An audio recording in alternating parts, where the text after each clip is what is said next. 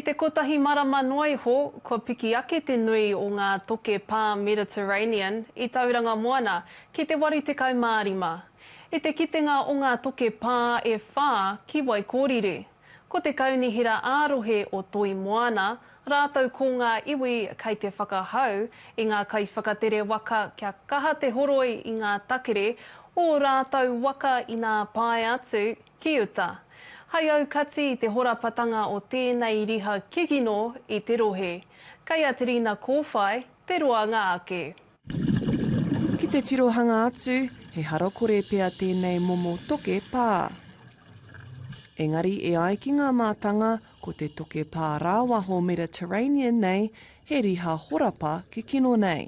It'll smother mussel beds, pipi beds, it'll take over habitat for paua. All of these we're trying to protect here. Ko kia Maia Alice te pauārahi take taiao o Ngai Tūkairangi. This new one, we didn't hear about it until it came out on the Regional Council news, so we would rather hear firsthand and work together on those things, so our partnership would be better if we talked more from the outset. E ai kia Chris Battershill, ka taia e tētahi uwha toke pā, te whakawhānau i ngā hua e rima tekau mano. So when you have a thing like a fanworm coming in and dominating the bottom, removing all of that native diversity and its high productivity, you don't have that nursery anymore.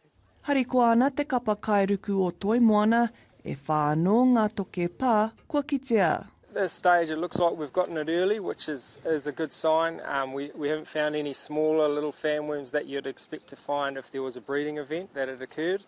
He mea āpiti ki te waru tekau mā tahi i kitea i te marama kotahi, ko te whakapono i wakuwakua mai i te takere o te waka kotahi. Which is quite disappointing, like just the amount of work that can create in the clean-up job as well. We've now done 5 days out there, about 18 hours underwater.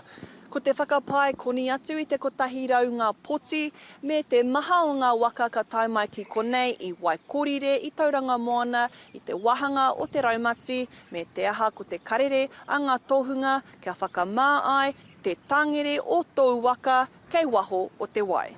You could probably see some of these vessels here probably need a hull clean, and you know how is the compliance of that managed here in Tauranga Moana? So we'd like to see more partnership actions. E rua ngā wā kua kitea i nei toke pā ki te tūpono kitea e koe tēnā wai atu ki Toi Moana.